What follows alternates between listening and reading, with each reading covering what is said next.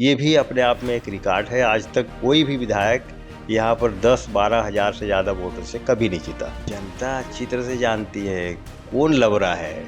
15 सालों से यहाँ पर राज करने वाले रमन सिंह और उनके जितने भी सिपह सालार एक भी काम बताए हिंदू मुस्लिम धर्म के नाम से जो लड़ाने का जो कुत्सित ये लोग का हथकंडा रहता है, वो अब पब्लिक समझ चुके हैं। अब उनके झांसे में नहीं आने वाले। यहाँ पर तो हमारा जो पुराना रिकॉर्ड है उसको निश्चित रूप से हम पार करेंगे, इतना मतों से जीतेंगे। एक भी काम बताए, मैं अपने लुंड्रा विधानसभा क्षेत्र की बात कहूँगा, एक भी कोई काम गिनाने लायक नहीं है उनके बीजेपी शासनकाल का। नमस्कार। नर्मदा घोसले के साथ नारद 24 की टीम पहुंच चुकी है सरगुजा जिले के लुंड्रा विधानसभा क्षेत्र में। लुंड्रा विधानसभा क्षेत्र एक ऐसा क्षेत्र माना जाता है जो कांग्रेस का गढ़ रही है।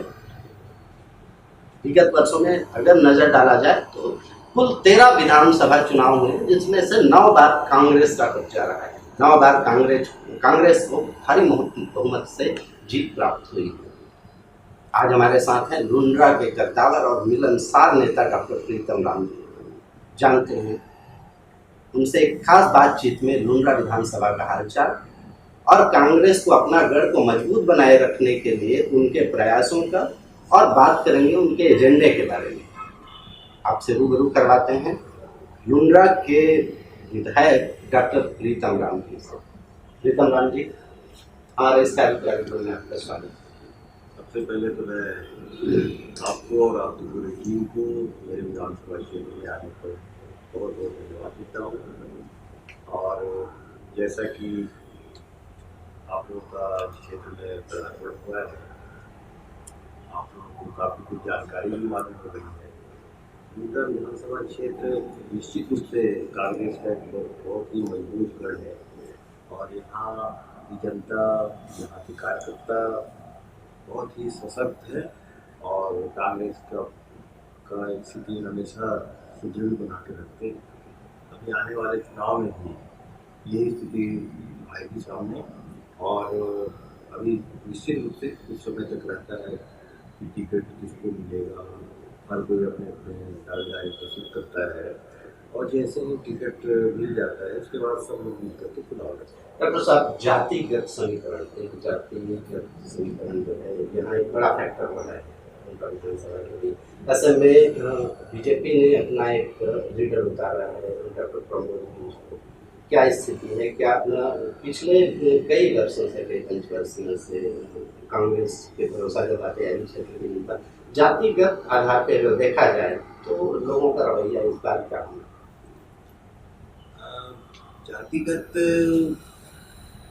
मुख्य रूप से इसका आधार नहीं होता है और कांग्रेस के प्रति विभिन्न जातीय समाज के लोगों में एक रुझान रहता है, आस्था रहता है, विश्वास रहता है। वो सभी कांग्रेस को वोटिंग करते हैं और सवाल हमारी विपक्षी पार्टी के द्वारा प्रत्याशी उतारने का और किस प्रत्याशियों का जो सूची काफ़ी पहले ही घोषित कर दिया गया है, ये कह करके कि सब सीट जहाँ कांग्रेस हमेशा बहुत ही मजबूती के साथ सामने आती है, उनमें से एक लुंड्रा विधानसभा क्षेत्र भी है जिसमें प्रमोद मीन जी को यहाँ से टिकट दिया गया है और उनका जैसे ही टिकट का घोषणा हुआ है, उन्हीं के पार्टी के लोगों के द्वारा ज़बरदस्त तरीके से विरोध भी शुरू हो गया है कि ये अनुसूचित जनजाति के सदस्य नहीं है बल्कि अल्पसंख्यक के सदस्य हैं और पूर्व में अल्पसंख्यक आयोग के वो सदस्य भी रह चुके हैं, माननीय सदस्य के रूप में उन्होंने काम किया है और ये सब पूरा सर्वविदित है। और उनका अंबिकापुर नगर निगम में 2 टर्म का 10 साल का महापौर के रूप में काम करने का भी अनुभव रहा है। नेताजी, ये यहाँ जो है धर्मांतरण हमेशा से बड़ा मुद्दा रहा है और क्योंकि लुंड्रा विधानसभा एक आरक्षित सीट है और ऐसे में धर्मांतरण पे आपका क्या कहना है और ये चुनाव में क्या इफेक्ट डाल सकता है इस चुनाव में? ऐसी कोई बात है नहीं, धर्मांतरण जैसी कोई इशू आती नहीं है। और वो हमारी जानकारी में तो ऐसा कोई बात है नहीं कि कहीं पर धर्मांतरण हो रहे हैं। और विपक्षियों के द्वारा जरूर आरोप लगाया जाता है, गाहे लगाए है कि पूरे छत्तीसगढ़ बस्तर सरगुजा संभागों में धर्मांतरण हो रहा है, जबकि ऐसा कुछ नहीं है। कितना अगर इसका आकलन कराया गया तो 15 साल के बीजेपी शासनकाल में, डॉक्टर रमन सिंह के शासनकाल में जितना धर्मांतरण का मामला दर्ज है, उससे हर हाल में कम ही या नहीं के बराबर इसे 5 साल के कार्यकाल में नाम दर्ज है। नेताजी, जहाँ तक हमने देखा पिछले एक सप्ताह से हमारी टीम यहाँ क्षेत्र में भ्रमण कर रही है, आप काफ़ी लोकप्रिय नेता माने जाते हैं। आपके परिवार का भी यहाँ पे काफ़ी योगदान रहा है राजनीति में। तो चलिए राजनीति की बातें अगर बात नहीं करें तो आप अपने बारे में थोड़ा सा बताएंगे हमारे दर्शकों को कि आपकी शिक्षा दीक्षा कहाँ हुई, आपका जन्म कहाँ है और राजनीति में आने का सिर्फ पारिवारिक विरासत रहा है या फिर कोई विशेष मोटिवेशन रहा है? आपका बहुत ही महत्वपूर्ण सवाल है और मेरे जीवन से जुड़ा हुआ सवाल है। मेरा जन्म जो है एक पैतृक ग्राम गंगोली में हुआ और मेरा प्राथमिक शिक्षा गंगोली गांव के स्कूल में हुआ। जब मैं प्राथमिक शिक्षा वहाँ प्राप्त किया, इसके बाद मुझे अंबिकापुर में मिडिल स्कूल से लेकर के हायर सेकेंडरी BSc अंबिकापुर में शिक्षा ग्रहण करने का सौभाग्य मिला। इसके पश्चात मैं PMT में सिलेक्शन होने के पश्चात मेडिकल कॉलेज जबलपुर में MBBS किया। इसके पश्चात स्पेशलाइजेशन के लिए एनेस्थीसिया में स्पेशलाइजेशन में रायपुर मेडिकल कॉलेज से किया और मैं अंबिकापुर मेडिकल कॉलेज उन दिनों डिस्ट्रिक्ट हॉस्पिटल हुआ करता था, वहाँ भी काम किया। राजपुर सामुदायिक स्वास्थ्य केंद्र वो मेरा कर्म भूमि के रूप में पहचाना जाता है। मैं जीवन समय में वहाँ पर काम सेवाएँ दिया हूँ। एक साल में भोपाल जवाहरलाल मेडिकल कॉलेज, वहाँ पर भी 1 साल सेवाएँ दिया हूँ। इस तरह से मेरा स्वास्थ्य क्षेत्र में मेरा सेवाएँ रहा है। और 2013 में राजपुर में जब मैं BMO के रूप में सेवाएँ दे रहा था, उसी दौरान हमारे वरिष्ठ नेताओं के द्वारा ये बात आया कि इस क्षेत्र में डॉक्टर के द्वारा काफ़ी सेवाएँ दिया हुआ है और अच्छा काम करते हैं। लोगों के बीच में एक अच्छा एक सेवा भावना से काम करने का एक अलग पहचान है। और शामली विधानसभा क्षेत्र बीजेपी का गढ़ माना जाता है। वहाँ कभी भी कांग्रेस नहीं जीत पाती थी। नलन साय से लेकर के सिद्धनाथ पैकरा तक का दौर देखा जाए तो वहाँ पर सिर्फ और सिर्फ बीजेपी जीतता था। तो सभी लोगों के कहने पे मैंने 2013 में कांग्रेस पार्टी से चुनाव लड़ने के लिए मन बनाया और हमारे वरिष्ठ उस समय के PCC चीफ जगन्नाथ मान जी और हमारे अन्य वरिष्ठ नेताओं के कहने पर मैंने नौकरी से इजाज़त लेकर के चुनाव मैदान में कूदा। और मैं सोच रहा था कि इस तरह से होगा, लेकिन हमारा एक पारिवारिक पृष्ठभूमि भी मैं इस संबंध में बताना चाहता हूँ कि मेरे फादर 10 साल विधायक हैं। उस समय भी लुंड्रा से जुड़ा हुआ राजपुर विकासखंड हुआ करता था और मेरे छोटे भाई रामदेवा वो भी जब विधायक रहे लुंड्रा विधानसभा क्षेत्र से, उस समय भी राजपुर विकासखंड लुंड्रा में ही शामिल हुआ करता था। और मेरे लिए बिल्कुल जाना पहचाना सभी लोग और मेरा 23 साल का उस क्षेत्र में काम करने का, सेवा करने का अनुभव था। एक एक व्यक्ति, एक एक घर के लोगों से सीधे सीधे संबंध था। ये सब कारण बना कि जो है 2013 में जहाँ पर सिद्धनाथ पैकरा पूर्व संसदीय सचिव 31,000 से जीते थे, उनको मैंने 32,000 से ज़्यादा वोटों से वहाँ परास्त किया और मैं जीत करके विधानसभा पहुँचा। जी, इसमें कोई डाउट नहीं है, कोई संदेह नहीं है कि आप जनता चाहती है। और एक आदिवासी क्षेत्र है, आप आदिवासी अंचल से आते हैं, कांग्रेस में जैसे देखा जाता है दो खेमे बदलती हुई है, ये कोई इफेक्ट डालेगा, इसका कोई प्रभाव पड़ेगा? नहीं, ऐसे कोई खेमेबाजी वाली बात नहीं है। और थोड़ा बहुत अगर कहीं रहते भी है, लेकिन ये सब समाप्त कर दिया गया है और सभी लोगों के बीच में एक समन्वय स्थापित हो गया है। अब जय वीरों की जोड़ी जो पहले बहुत ही प्रचलित और लोकप्रिय हुआ करते थे, वही दौर दौरा फिर से है और वैसी तरह का बात चल रहा है। और लोगों के बीच में अब जो है किसी प्रकार की गुटबाजी के लिए कोई जगह नहीं है और बहुत अच्छे से कांग्रेस परिवार संगठित होकर के चुनाव लड़ने के तैयार है। जी, अगर आप सेवा की बात की जाए तो आप इतने इंसान हैं, में आपकी गहरी पैठ है, घर घर तक आपकी पहुंच है। सेवा तो सर्विस में रहते हुए भी, चूँकि आप डॉक्टर थे और काफ़ी अच्छे डॉक्टर थे, तो एक सर्जन के हिसाब से, एक डॉक्टर के हिसाब से क्षेत्र का सेवा किया जा सकता है। जबकि देखा जाता है कि आदिवासी अंचल में पूरे सर्विस संभाग की अगर बात करें तो स्वास्थ्य व्यवस्था उतनी अच्छी नहीं है, संतोषप्रद नहीं है। तो सेवा तो वहाँ रह के भी किया जा सकता है। राजनीति में आना आपके लिए कुछ ऐसा स्मरण बताइए। मैं इसके संबंध में यही कहना चाहूँगा कि मेरा पारिवारिक पृष्ठभूमि भी एक मुख्य कारण बना और जिसके वजह से मुझे राजनीति में आने का रास्ता प्रशस्त हुआ, क्योंकि मेरे छोटे भाई रामदेव लोकसभा चुनाव लड़ना चाहते थे और चुनाव लड़े, उनको टिकट भी मिला 14 का। और इसके बाद इस सीट से सभी वरिष्ठ लोगों का जो विचार मंथन के बाद जो निर्णय हुआ वो ये है कि सावली विधानसभा क्षेत्र वैसे भी कोई चुनाव जीत नहीं पाता है, तो डॉक्टर ही चुनाव निकाल सकता है, ये कह कर के मुझे चुनाव में उतारा गया। और मैंने अपने संगठन के लोगों पे, अपने वरिष्ठ नेताओं के इच्छाओं के अनुरूप मैं खड़ा उतरा और एक ऐतिहासिक जीत दर्ज कराया।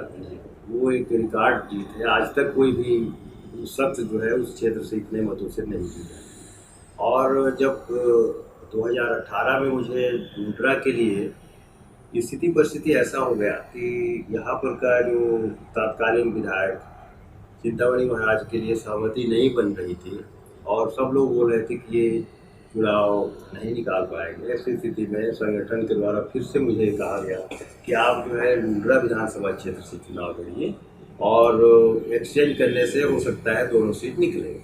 तो उन लोगों के मंशा के अनुरूप ही हुआ सब कुछ और दोनों सीट निकला। और लुंड्रा में भी मैं 2018 में जब चुनाव लड़ा हूँ तो यहाँ पर भी 22,000 से भी ज़्यादा मतों से जीता हूँ। ये भी अपने आप में एक रिकॉर्ड है, आज तक कोई भी विधायक यहाँ पर 10-12 हज़ार से ज़्यादा वोटों से कभी नहीं जीता। तो ये तो लोगों की हमारे प्रति स्नेह है, लगाव है, विश्वास है, हमारे परिवार के प्रति एक इतना स्नेह है, इन्हीं सब कारणों से हम सफल रहे। क्षेत्र में हमने देखा है कि बड़ा लोकप्रिय सा गाना चल रहा था, हमारा कैमरामैन जो पीछे कैमरे के पीछे हैं, उन्होंने एक गाने पे गौर किया, अभी चल रहा था, हमने सुना कि राज बदल ताज बदल लबरा काट के राज बदल। ये बीजेपी का एक गाना है, बड़ा मशहूर चल रहा है, परिवर्तन यात्रा निकाल रही है। तो ये मजबूत किलों को तोड़ने के लिए, क्योंकि इस जिले के तीनों विधानसभा में अभी मजबूती के साथ अपना पाँव जमाए हुए हैं आपकी पार्टी कांग्रेस पार्टी, तीनों विधायक कांग्रेस से आते हैं, तो बीजेपी अपना पुरजोर कोशिश कर रही है। क्या इस पे आपका क्या है? जनता अच्छी तरह से जानती है कौन लवरा है।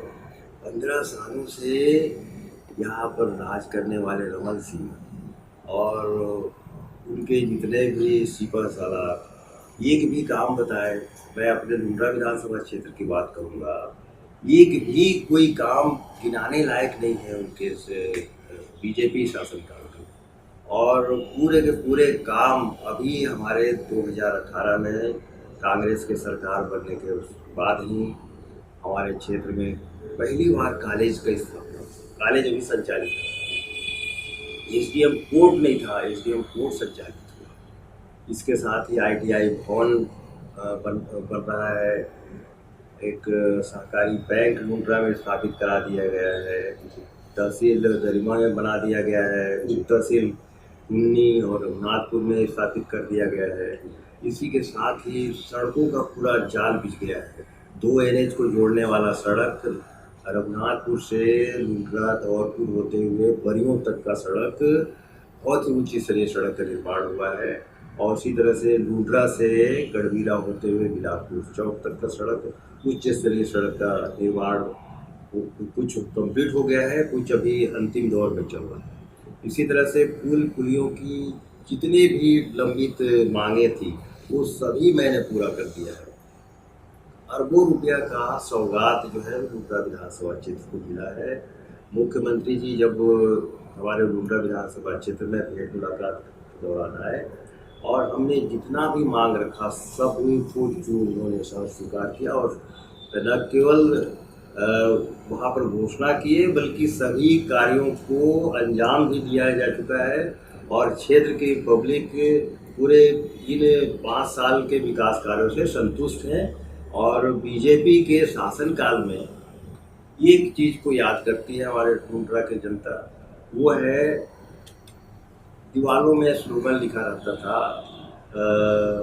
डीजल नहीं अब खाड़ी से, डीजल मिलेगा बाड़ी से, दीवारों में लिखा रहता था। और हमारे लुंड्रा विधानसभा में लुंड्रा ब्लॉक में वो योजना वही उनका सबसे प्रोग्राम बड़ा था जिसमें अरबों का घोटाला किया है। और वो लुंड्रा ब्लॉक में अकेले जो आंकड़ा बताया गया है कि जितना रतन जोत लगाया गया जितना कि लुंड्रा ब्लॉक में जमीन नहीं, ये विधानसभा में इसका खुलासा हो चुका है। और अभी भी कोर्ट कचहरी में इसका मामला चल रहा है। जो इसमें लिप्त लोग थे अभी भी थाना पुलिस और कोर्ट कचहरी के चक्कर में। जी नेताजी, मैं अगर आपसे बात करना चाहूँ, अगर जनता आपको देख रही देखना चाहे तो आप आपका प्लानिंग चल रहा है कांग्रेस पार्टी का 75 पार, ये क्या 75 पार ऐसा ही कुछ 75 पार। तो ये अगर इस पर बात किया जाए तो क्योंकि सत्ता में काबिज है, स्टेट में आपकी सरकार है और जिले में तीनों विधायक कांग्रेस के काम करते हैं, तो कुछ अच्छाइयाँ गिनानी है जिसके आधार पर लोगों के दरवाजे तक जाया जा सके या 75 पार का उम्मीद किया जा सके।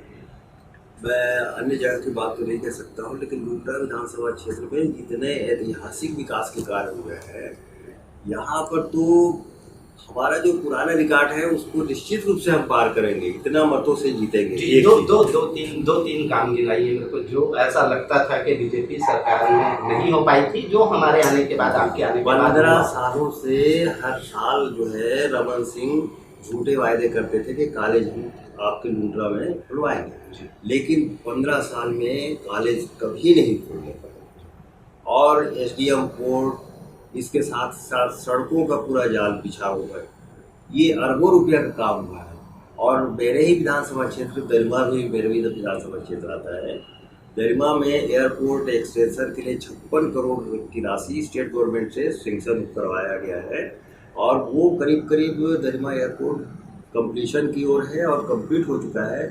लाइसेंस अथॉरिटी को लाइसेंस देना है, इसके बाद विमानन सेवा भी शुरू हो जाएगा। और निश्चित रूप से क्षेत्र की जनता तमाम विकास कार्यों से संतुष्ट है, खुश हैं। और बीजेपी के जो झूठे वायदे उससे भी भली भांति परिचित है। बार बार जो है वो लोग घृणा, नफरत और हिंदू मुस्लिम धर्म के नाम से जो लड़ाने का जो कुत्सित ये लोग का हथकंडा रहता है वो अब पब्लिक समझ चुके हैं, अब उनके झांसे में नहीं आते। तो ये थे हमारे साथ विधायक लुंड्रा विधायक डॉक्टर प्रीतम राम।